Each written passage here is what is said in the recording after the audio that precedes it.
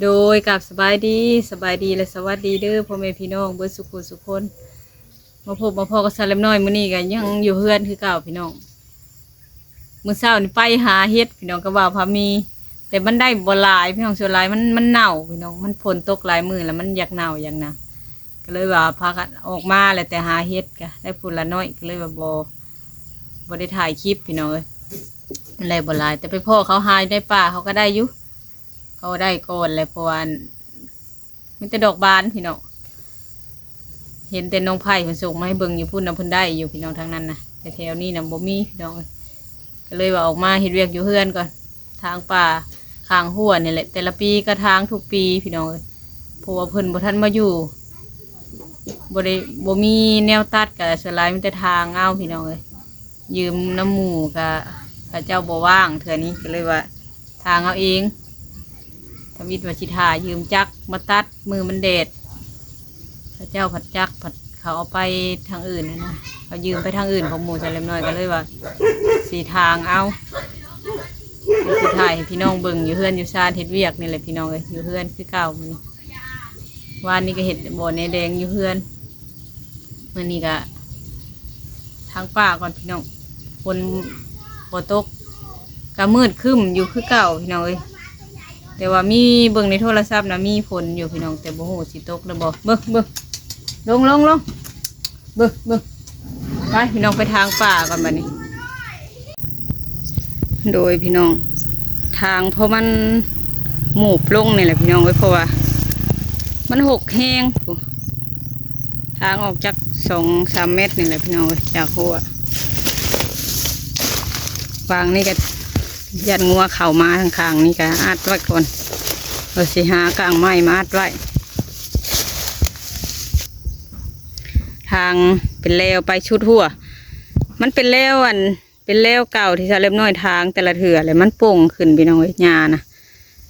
โป่งขึ้นแล้วก็ทางเอาพอมันหมูบลงพอมันบ่เดเข้ามาหัวเฮาพี่น้องส่วนลายมันสิพ่นเข้าไปทางในพุ่นคันเฮาบ่ทางนะพี่น้องพอดีว่ายืมผ้าไม่ทำมาทางผ้ายาวๆนี่นะผ้าชาเล็มน้อยมันสั่นกสิถ่ายชี้ไกลๆนี่พี่น้องเพราะว่าทางป่าตั้งไว้ไกลๆเพื่อให้เห็นภาพปันใดแหละทางยับไปจนชุดนี่ชุดล่องดินตอนนี้นี่แหละแต่ว่าตอนโตไปตัวนั้นนั่นชาเล็มน้อยทางแล้ว ก็พอให้เที่ยวทางแล้วเลยทางป่าก่อนมื้อนี้พี่น้องก็อยู่เพื่อนเฮ็ดเวียกก็ถ่ายคลิปนำเป็นจังใดก็ฝากเป็นกำลังใจในเด้อพี่น้องเด้อยันมื้ออื่นผู้ใดสิออกไปทางนอกหาอยู่หากินก็ได้เพราะว่ามื้อนี้ก็มันสิ้นแน่ก็เลยบ่ออกไปไกลเป็นไดเฮ็ดเวียกอยู่เฮือนนี่แหละกับฝนมันครึ้มนี่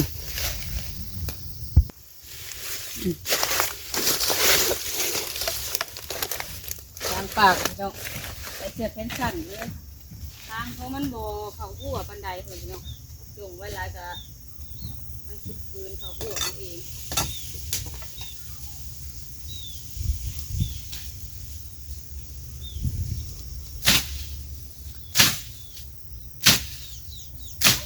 เวลาไม่ใช่เป็นหยาเป็นเกลือนั่นนี่เนาะ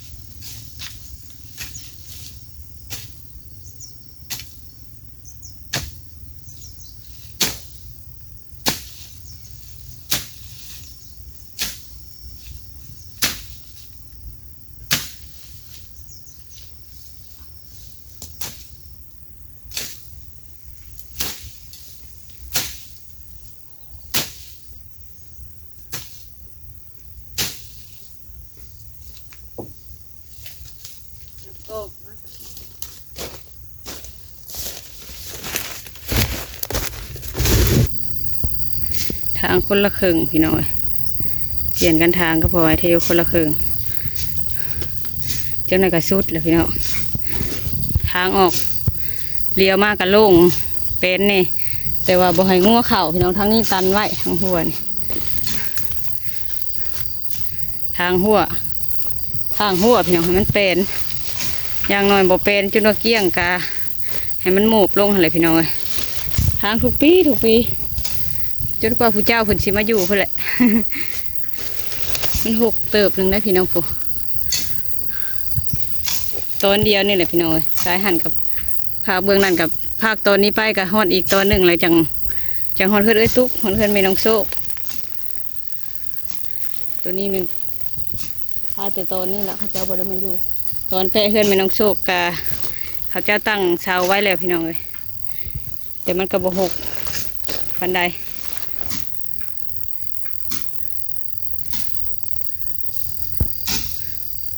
ว่าแดดบดอยู่เหรอพี่น้องเขามาเห็ดเวียกมันก็เหือไรสด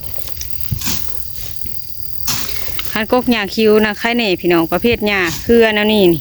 หญ้ามันมีหากมันไปนำดินน้ำโดนเลือลามไป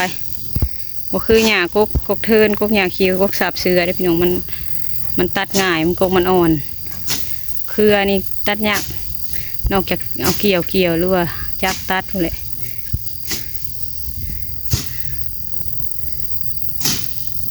ทางไปให้มันชุดเลยพี่น้องให้มันเป็นเพื่อนตัวเองย่านงูเลยพี่น้องเลยงูเขียวสลายคันมันมีนะงูเขียวมันหมักโลเข้มหัวนี่แหละน้องไผ่กับน้องชายว่าสิเขามาอยู่ห่างพระท่านเข็นสิมาแกงน้ำไม้สุกินเถอะเนาะบริกินลายมือเลยกับเพิ่นบ่ได้เข้ามาพี่โดนเติบเลยมาแกงอยู่พี่โดนเติบเลยเท่าไรมิตรเวเฮือนอ้ายเพิ่นเฮือนบ่าวพามีมื้อนี้จุเพิ่นว่าสิมาพี่ได้เฮ็ดปวกคือพี่น้องจุเพิ่นไปหานะได้ตลอดได้ช่องพ่อเมียนะพี่น้องหายังก็พอได้อยู่หาหน่อไม้หาเฮ็ดหาปูหาปลากบเขียดกุ้งซิวเพิ่นได้เบิด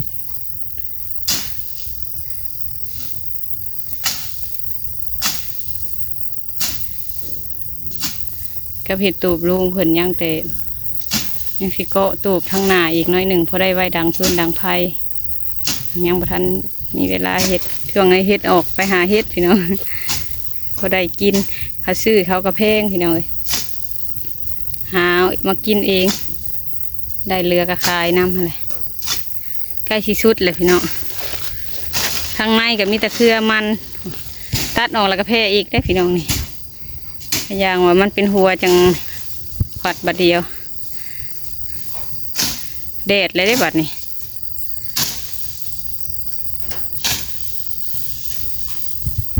ได้ยาวเติบเลย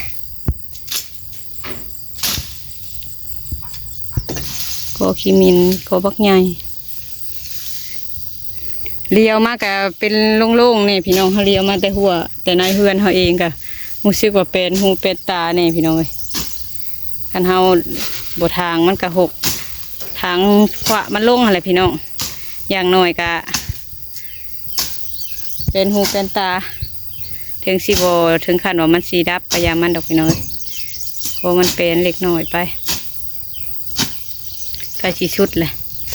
ยังอีกประมาณห้อง2 ห้องกำแพงแหละจงไว้กับหกเขาเองคือทางฝุ่นสร้างชุดไปเลยพี่น้องเลยชุดหัวชุดเท้าทางหลังนี่แหละเบิดตัวมันยากตัวทางหลังนี่แหละพี่น้องมันหนามันกว้างต้องทางเอากว้างๆนี่เผื่อมันหุ่มขึ้นมาอีกยามแรงใครอยู่พี่น้องตัดแล้วก็ได้โดนเติบยามพ้นนี่เขาเดียวก็ได้เห็ดอีกได้ตัดอีกไกลเติบเลยพี่น้อง9 ปลายเม็ดหลอกมาน้ำหวนใกล้สิชุดล่ะทางลาบลงไว้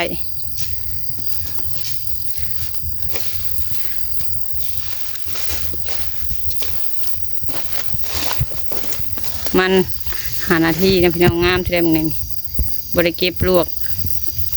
ผักขามันส่วนพัก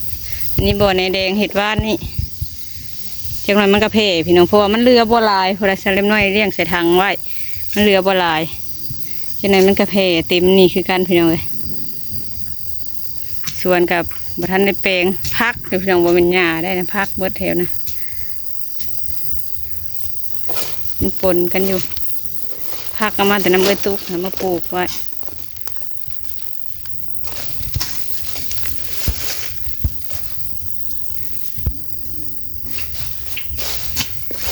พี่เลี้ยวล่ะทางไปหากระชุดพอดีเขาขันหัวไว้วางนี่พี่น้องมันเป็นคนละตนคนละเจ้ากันเขาขันไว้ทางคูปีหนึ่งกะประมาณ3 เถื่อจังเบิดผลพี่น้องเบิดผลแล้วก็ไข่เน่ยำแรงมาทางเถื่อเดียวแล้วก็กุ้มล้นเติบ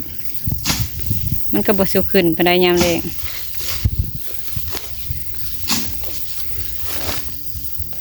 ชุดละพอให้เที่ยวทางซอย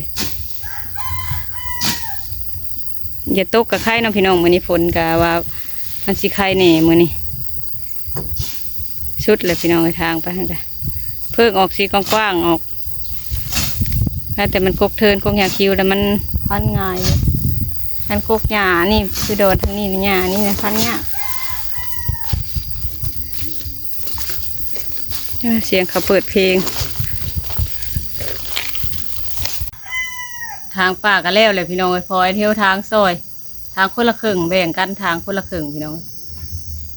มันจังบ่เมื่อยปันไดพี่น้องทางผู้เดียวก็ได้ทางผู้เดียวก็ได้เศร้าเมื่อยหยก1 2 หยกคนเลยพี่น้องเลยบรรยากาศก็คึ้มพลคืออย่างมือนี่สะเลมน้อยกับหัวยุงหัวยองมาแต่หาเฮ็ดอะไรพี่น้องเลยหาเฮ็ดหาคงอยู่คงกินมีบ่มานมือนี่พี่น้องเลยแต่ละเถื่อไปยังพอได้แกงเถื่อนี้กับบ่มานอะไรได้พี่น้องจนว่าบ่ได้แกงสะเลมน้อยว่าสิบ่ไปอีกคันไปก็เขาน้องไผ่ก็เขาได้สะเลมน้อยก็บ่พอมีน่ะบ่ได้ก็ไปใกล้ๆกันทางบ่ได้ทางเถื่อเฮาเว้ากันอยู่เบิดกิ้วมานแล้วอะเท่าแล้วเบิดกิ้วมานแล้วพากันเว้ากันนี่แต่น้องๆได้ส่วนหลายพี่เบิ่น2 คนหาได้พี่น้อง2 คน2 คนหาผู้หนึ่งเห็นก็เอิ้นกันนะพี่น้องน้องๆเพิ่นก็บ่ได้ลืมได้พี่น้องอ้ายเอื้อยทางนี้ก็เขาได้ยังเขาก็แบ่งกับปันให้อยู่ตลอดบางเทื่อก็บ่ได้ลงคลิปลงยังมียังก็แบ่งกับปันกันอยู่พี่น้องเอ้ยบ่ได้เคยผิดกันจักเทื่อได้พี่น้องเอ้ยมีแต่หักเพลงกันคันว่าคือน้องไผ่ก็ตั้งแต่บ่ทันได้แต่งงานกับเบาเก่งพุ่นสาวเล็มน้อยลื่นเคยกันกับเพิ่นแล้วก็หักเพลงกันมาน่ะพี่น้องมียังก็แบ่งให้มาแต่บ้านได้ปูได้ปลากับปันให้ที่เขาน้องผู้วงน้องทงน้องผู้วงอยู่น้ำกันตะกี้ก็แบ่งกับปันให้ทั้งที่บ่ได้ลื่นกันปานใดได้ตอนนะพี่น้องเลยบ่ได้ฮู้ว่าเป็นลูกเต้าลาวไผ่บ่ฮู้ว่าเป็นไผ่ซ้ำนะก็เห็นมาแถวคุ้มนี่ก็แบ่งให้ปันให้เมื่อกินลังเถอะเมื่อกินอยู่พุ่นกับเขาก็กินอยู่พี่น้องเลยหักเพลงลื่นเคยกันชาเลมน้อยกับมาอยู่ใหม่ตะกี้กับบ่ลื่นไผ่นะตะกี้ก็ได้ฮะก็ลื่นกันกับเจ้าเพิ่นนี่แหละเขาพนั่งมันในเฮือนไก่เฮือนเคียงกันก็ได้พี่น้องเลยตะกี้เมธรรมะกับบ่ทันมาอยู่แต่ช่วงนี้ก็ลื่นเคยกันเบิดเลยพี่น้องก็ใครเน่อยู่ว่าเก่าตะกี้มาในหัวเดียวกระเทียมรีบอะไรเลยพี่น้องเลยพี่น้องชายกับเพิ่นทันมาเมียอยู่พี่เดี๋ยวนี้ใครเน่พอได้เขาอะไรมาเยี่ยมมาคอยมาลิ่นน้ำพี่น้องเลยยามยากยามซาเฮ็ดเวียกเฮ็ดงานกับน้องๆอะไรมาซอยพอได้มาซอยเรือซอยแห้งอยู่พี่น้องเลยอยู่ใกล้กันกะเบิ่งกันนั่นแหละพี่น้องเอาจังใดคลิปนี้กะสิขอจบคลิปก่อนพี่น้องเลยเฮ็ดเวียกอยู่เฮือนมื้อนี้จังใดกะขอบคุณเบิดทุกท่านที่ให้กำลังใจสำหรับคลิปนี้ก็ขอลาเลยเด้อพี่น้องเด้อสบายดี